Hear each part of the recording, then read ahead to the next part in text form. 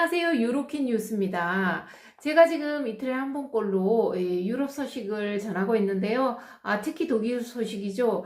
지금 그만큼 코로나 때문에 독일 상황이 안 좋아졌는데요.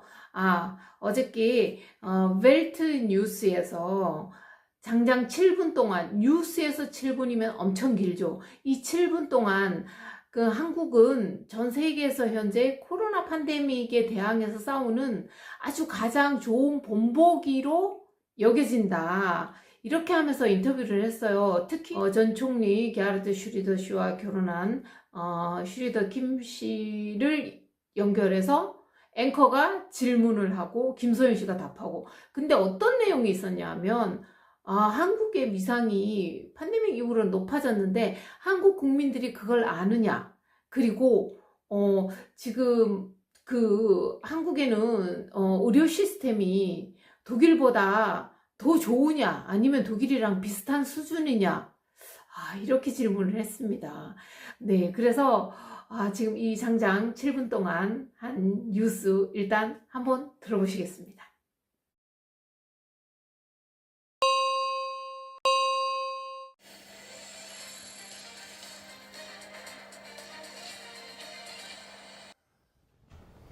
Und zugeschaltet aus Hannover ist jetzt Soyeon Schröder-Kim, südkoreanische Managerin und die Ehefrau von Altkanzler Gerhard Schröder. Guten Abend, Frau Schröder-Kim.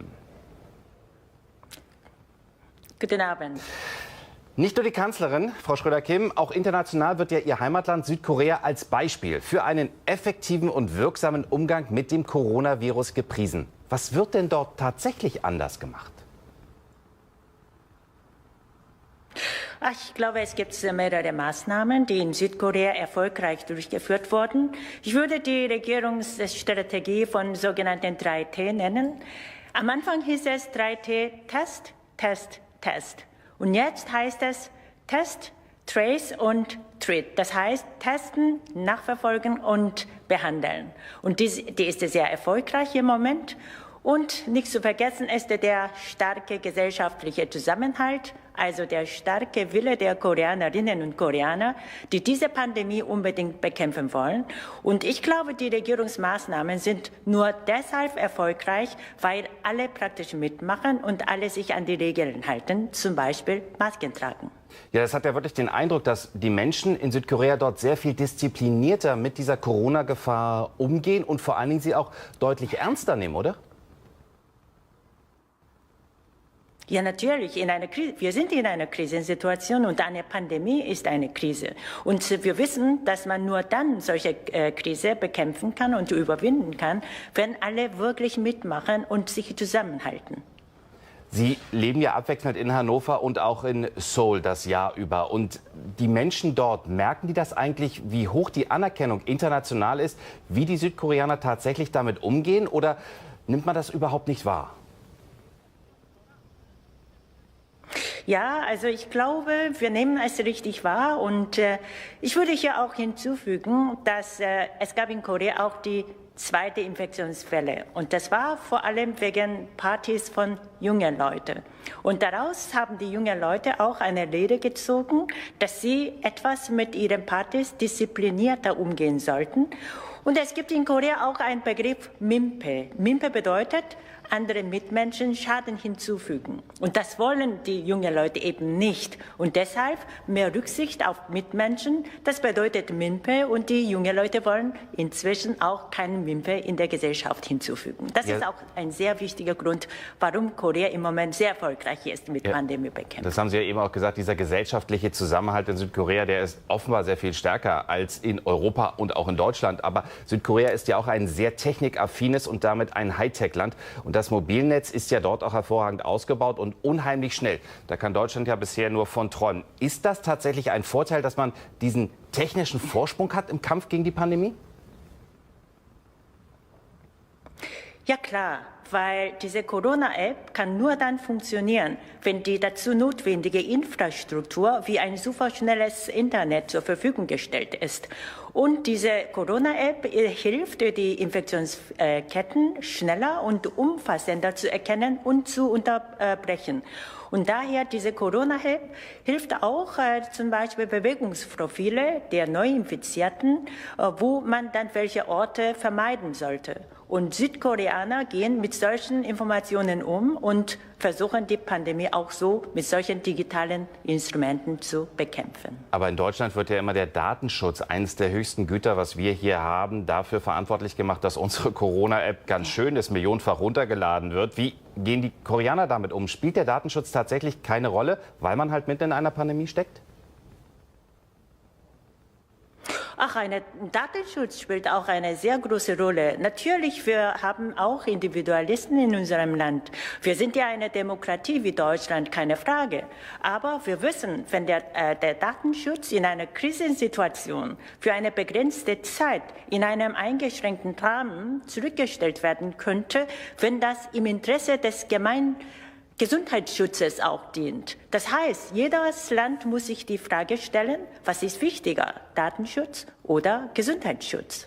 Ja, das haben wir gestern auch von Bayerns Ministerpräsident Markus Söder gehört. Da muss nachgebessert werden.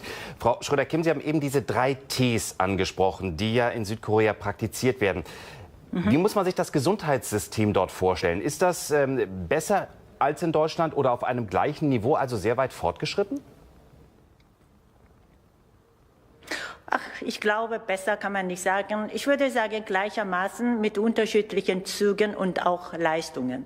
Und Deutschland und Korea, beide Länder verfügen über ein hervorragendes Gesundheitssystem im internationalen Vergleich. Das heißt, man muss sich keine großen Sorgen machen, wenn man sich infiziert. Es wird entsprechend behandelt und auch wenn man kein Geld hat, muss man keine Angst davor haben, dass sie wegen Geld also keine entsprechende medizinische Behandlungen bekommt. Das gilt sowohl in Korea als auch in Deutschland. Bei uns spielen ja in Deutschland hier auch diese Intensivbetten eine wesentliche Rolle. Wie groß ist dieses Thema eigentlich in Südkorea? Die Intensivbetten, ich kann die Statistiken nicht miteinander vergleichen, aber ich weiß, dass Deutschland von vornherein damit umgegangen sind, dass es bei einer großen Infektionszahl die Intensivbetten notwendig sind, also sicherzustellen. Südkorea weiß sich auch diese Tatsache bewusst und hat auch versucht, die Intensivbetten von vornherein so abzusichern. Und warum Südkorea im Moment auch alles auf die Bekämpfung der Pandemie setzt, weil man weiß, es gibt irgendwo Grenzen und jedes Gesundheitssystem kann nicht alles und nicht die große Zahl der Infizierten und Patienten auf einmal alle im Gesundheitssystem rüberbringen. Und jedes Land weiß das und deshalb will man vorher dagegen auch Maßnahmen ergreifen. Und diese Maßnahmen sollte man alle mitmachen. Also welche Maßnahme gelingt, wenn nicht die Menschen alle mitmachen? Frau Schröder-Kim, abschließende Frage. Ihr Fazit, was kann denn Deutschland tatsächlich in dieser Corona-Krise von Südkorea übernehmen? Ach, ich glaube, es gibt in Südkorea keine Demonstrationen von sogenannten Querdenkern. Ich glaube, meiner Meinung nach denken sie nicht quer, sondern falsch. Denn sie tragen keine Maske und damit keine Rücksicht auf die Mitmenschen. Und zweitens die Bereitschaft. Der Datenschutz könnte im Interesse des Gesundheitsschutzes, nämlich in Rücksichtnahme auf Mitmenschen, für eine begrenzte Zeit, vor allem in einer Krisensituation wie jetzt während der Corona, etwas relativiert wird. Und zum Schluss noch einmal, Rücksicht auf Mitmenschen ist jetzt so gefragt wie niemals in der Vergangenheit. Das bedeutet, dass jeder jeden schützen sollte, zum Beispiel durch Masken tragen. Soyeon Schröder-Kim, vielen Dank.